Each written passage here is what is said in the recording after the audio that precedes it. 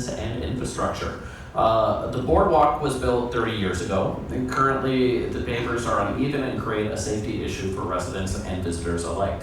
There was a 2007 city report by the city manager and parks to create the safe walkway, but the recommendations have not been implemented other than a small amount of work at the request of the community.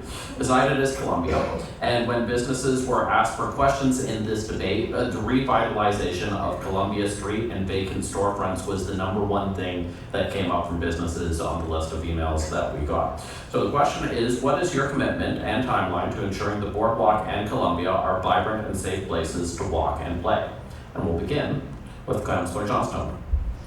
Thank you. I brought this motion to council last year, right at the end of last year, asking staff to bring us the same kind of creative solutions and new tools to addressing vacant spaces downtown, the same kind of creative approach that we took to addressing the rent eviction crisis we were having in the city. So I think it's unacceptable that we have literally thousands of people moving into downtown New Westminster, and we still have vacant spaces downtown that haven't been activated after more than a decade. So I think we do have tools to activate those spaces and get them developed, and I think we need to start applying those tools judiciously.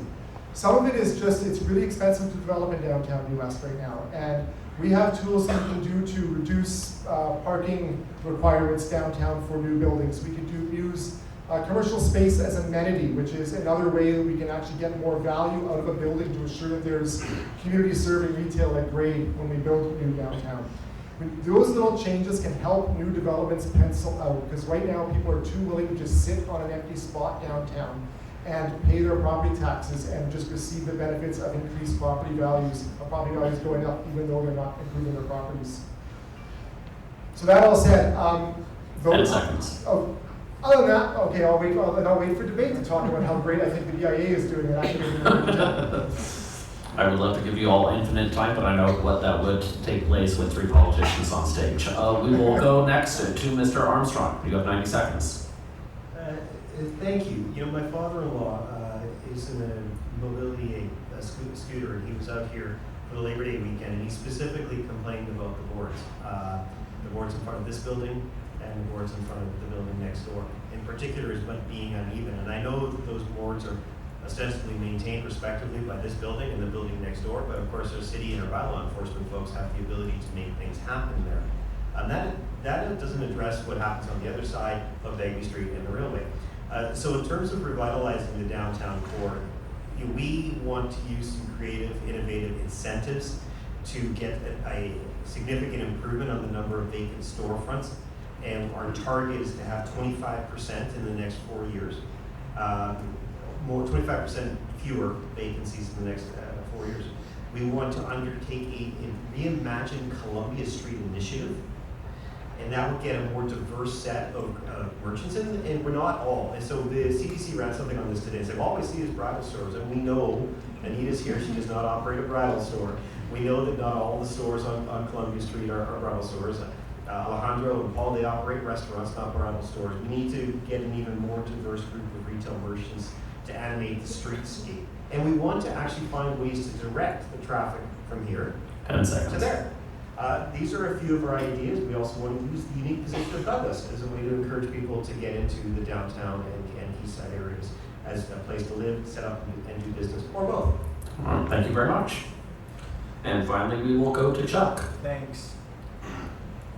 Finding a way of getting sometimes foreign property owners to do something with their properties other than hold them for added value is complicated. But we need to find ways of creating some incentives so that some of these property owners start to move on those properties and start to do something with those properties. The bridal stores in the downtown, we've always wondered why so many, but we've also found that they become a destination. People from the Pacific Northwest, from Alberta, from all over the Lower Mainland come there, and they come there with families. They come there with their entourage. So we need nice restaurants. We need clean streets. We need safe streets, so that when they come here and they enjoy our facilities, they want to come back. The boardwalk is very critical. It's a piece of wooden infrastructure. We saw what happened to the dock.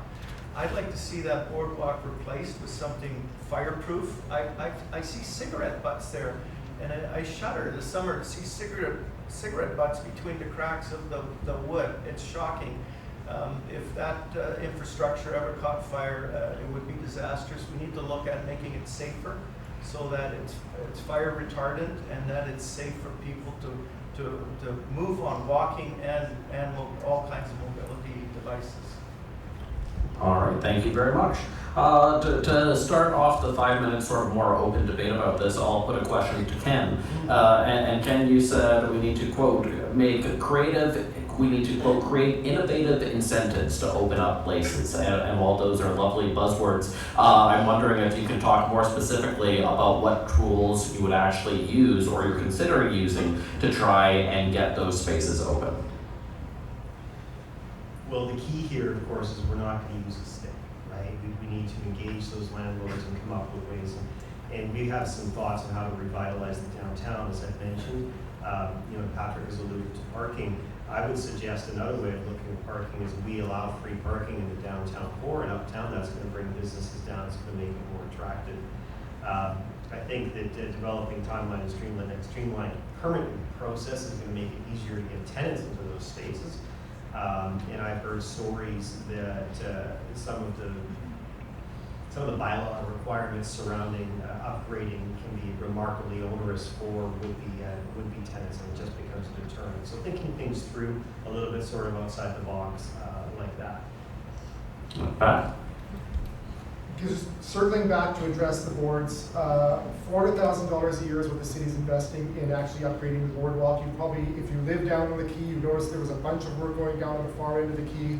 We're working our way along the quay, making sure the boards are updated and smooth, and that work's going to take a few years because it's expensive work to do. The area out front of here, maybe we can ask the owners of the hotel after we leave this event tonight, but yeah, there is a jurisdictional concern here, but we can work on that. I just want to touch on free parking. We rarely talk about the high cost of free parking. There's actually a great book called The High Cost of Free Parking. And I want to talk about terms, a bit technical, curbside management. Part of our strategy right now is looking at how the businesses of the 21st century use street fronts differently. They don't necessarily need an hour of free parking in front of their businesses. Many of them need a place for the skip the dishes guy to stop, or a place where the Amazon place can stop, or other uses for that area, or balconies, or patios. There are other uses for that valuable curb space that are much more important now than they maybe were 20 years ago or 30 years ago. So I don't think free parking is a solution to helping businesses. I think it actually creates a problem because people use the parking in a way that doesn't actually serve the businesses locally, and it ends up. And then what you end up with is no parking because the parking isn't valued. It ends up always being full. So there is a strategy here for us to actually do better work on curbside management, and that's going to come, I think, in a new retail strategy that addresses 21st century business needs downtown. All right, Chuck, what do you say to those free parking thoughts? I'm not a proponent of free parking. Cars are heavily subsidized. Every sidewalk, every road we build is a subsidy for mostly for cars. And so, and we've seen areas where free parking has been provided, and it has literally just filled those parking spots and hasn't given the ability to rotate that. So I'm not a proponent of free parking at all. But I'm not a proponent of gouging people to park either. I think there's a balance where you're parking, and it's a service. The city's providing it, the city's maintaining it, and we need to keep people rotating and moving through that parking. I think we heard recently from the Uptown Business Improvement Association, from Bart, the executive director, about the importance the uptown businesses place on having street-side parking. And that was in respect to a concern about where the bike lanes up there should be put. And so what that tells me is our business community is telling us they still rely on walk-up traffic that isn't actually walk-up, that is drive-up, park, and then walk-up. And that's, I'm sure, true in many business communities. I think we're a long way before everyone is actually always ordering everything from their computer. And we still look at, and I made a joke about Bridle Row, but by the same token, you get economies and efficiencies when you have these businesses together, because someone from South Burnie drives over and they park and then they walk right on the road, and maybe what they were looking for, they thought they'd find in the one shop, but they couldn't, but they went to the next shop, and that's the efficiencies of having that, and having the ability of people from outside of 15 minutes from downtown to come to our community, to spend their money in our community when we have 3 major traffic routes going through our city, plus the river, plus the SkyTrain. 2 of our 5 SkyTrain stations are downtown. Let's find different ways to get people from away using our businesses. All right, Chuck, you got 20 seconds. Yeah, we also need to be cognizant that some people use cars as a mobility device. They need to get to those shops to be able to shop, and without parking, they're not going to go. And you got 15 seconds. You can have abundant available parking near your business, or you can have free parking near your business. You can't have both. Hey, how about that? We got all our thoughts in 4 minutes and 57 seconds. We will now go to the next candidate-to-candidate session for questions. It is Mr. Puckmeyer asking a question of Mr. Armstrong. Go ahead. Thanks, Ken. I understand that you are a insurance lawyer. I was a leasing lawyer. Municipal law is completely different than that. You are seeking the top job in the city. I'm trying to, I want to know how you propose to execute those, your skills and manifest those into running a city with multiple unions, 1,600 employees, and a budget of close to $200 million a year. I think that not being a municipal lawyer is an advantage, not a detriment. I have, in addition to practicing law, I have been a managing partner of a law firm for 6 years. I have been president of the Canadian Bar Association of BC. I have, in the course of those 2 jobs, managed budgets, human resources issues, personnel issues. They can be different things. I have learned how to chair a meeting very effectively. I have taken 36 hours of governance training. And so I don't buy into any meta message or implication that because I haven't been on council, I can't possibly be an effective mayor. I think that when the residents of New Westminster want to change, they want someone who has a clean, fresh background without any prior impressions, you can say preconceived notions even of the way it should be, because that's the way it has been. And so, frankly, I don't see that as a problem, and my management experience is more than sufficient to be able to manage another business or another corporation, shall we say, be a little more. How will you deal with the different facets, with the different unions, with collective bargaining, building that trust, and the massive up top people, high budgets? You've got the chief executive officers, you've got large department heads that really know the workings of the city inside out. And how will you deal with those? Let's say you're the mayor and you don't have any of your team on there. How will you effectively deal with those large departments and those large managers of those departments to become effective for the citizens of the West? So there's 2 different questions in there, and just picking up on the dealing with the union and whatnot, it's important to remember, as you as well know, that council is strategic, and we have the chief administrative officer, the city manager. It's their job to really be taking lead on that with philosophical or strategic guidance from the mayor and council, right? And so the same is, I would suggest, equally true. The model is the council gives the strategic direction through to the various department heads and department directors through the city manager. And it's not the job of a mayor or a city council to throw their jacket off and walk into someone's office, roll the sleeves up and say, you know what, you should be trimming the lawn on the 300 block of Agnes Street, not the 400 block of Agnes Street. We direct that you need to direct a certain amount of your resources to maintain the parks, and we expect to see tangible results, but we're not going to tell you the specifics of how to do it. And that's just core, governance principles. You, what is your experience with, what is the largest number of staff that you've been overseeing? 20. 20? That's all right. It's a number. It's a good number. It's a small number. We will call it there. We now go on to the fourth topic of conversation in this debate, which is core services. Of course, one of the big priorities for municipal governments is to provide those core services to their residents. Businesses and residents in the downtown and Quayside areas said in requests for questions for this debate that they see overflowing garbage containers, overgrowth of vegetation, potholes on bicycle routes, and minimal maintenance in green beds on Front Street and Columbia. The question is, how will you ensure that ongoing and scheduled services will be provided to the area? And we begin with Councillor Johnston. Yeah, thank you. I think that it's a budgetary issue. I mean, it's a budgetary issue and it's a staff management issue. And I think that I actually recognize some of the challenges that I hear from people around the last couple of years around not just downtown, in different areas in the community. And without, not as an excuse, but as an explanation, COVID was tough. COVID took us a requirement for us as a city to pivot almost everything we did in the city.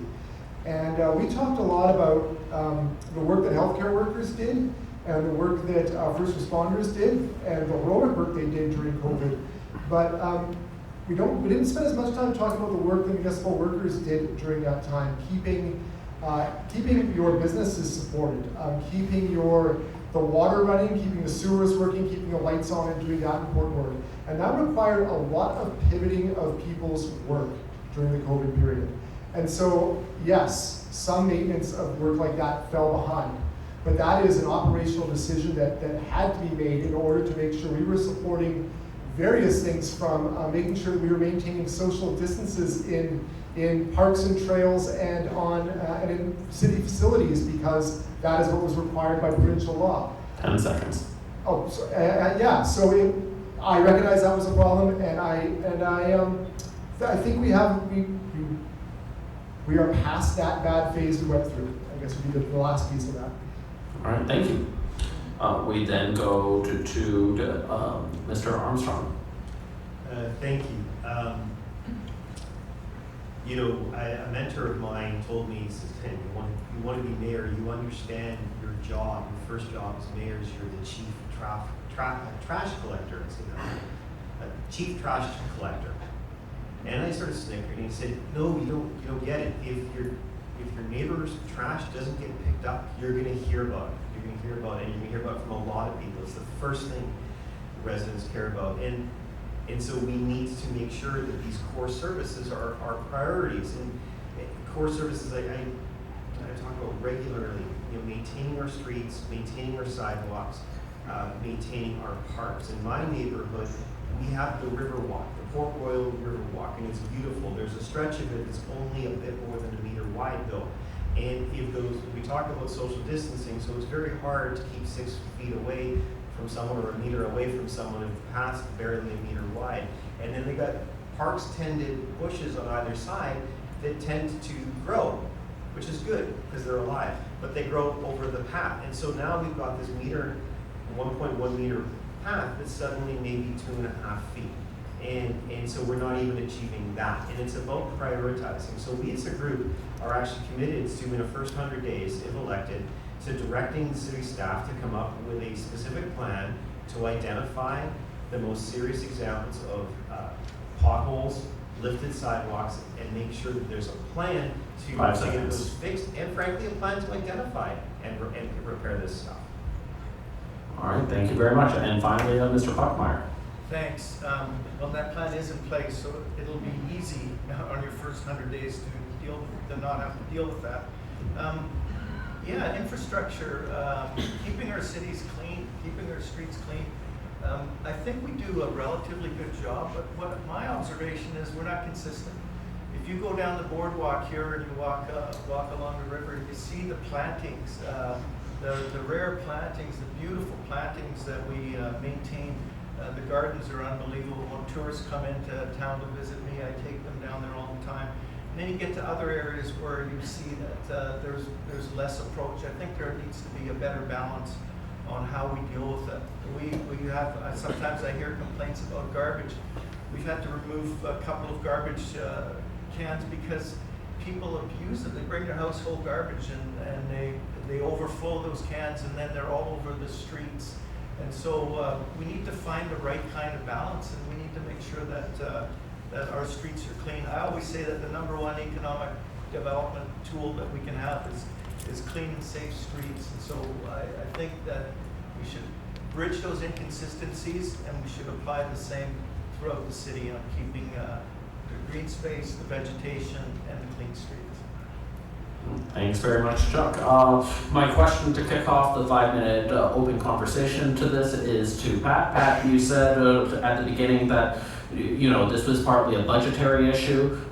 Then you said at the end, I think we've gotten past the hump. So can you clarify for me, does maintenance and operations need an increase in money to get back over the hump? Or do you believe that if current funding levels relative to inflation and collective agreements continue, things will resolve itself? I think that operational staff are back to doing that work that they were seconded away to doing other work in the city during that time. But I also, to talking back to the roads part, I think one of the things I haven't talked about is the massive investment we've made in infrastructure in the last couple of years that is what I think of as the unsexy infrastructure, the sewer separation work, the replacements of sewers, the replacement of water lines.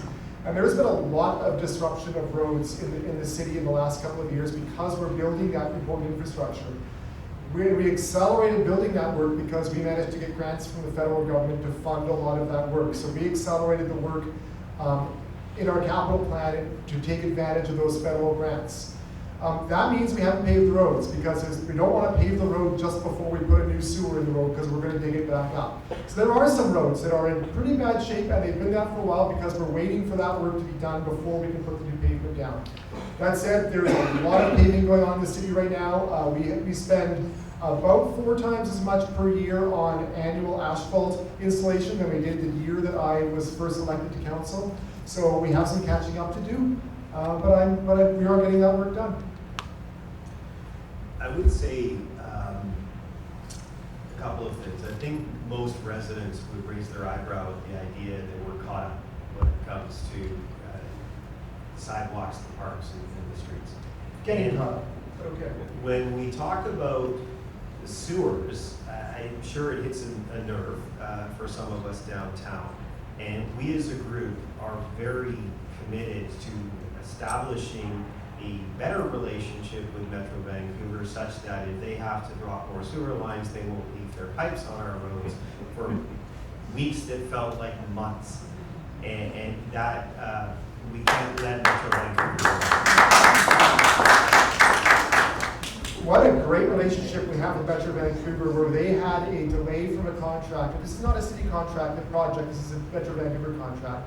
But the negotiations we had with them so that they could take all of their equipment off the road over the summer so we could actually activate downtown during their busy season so the BAA could do their work.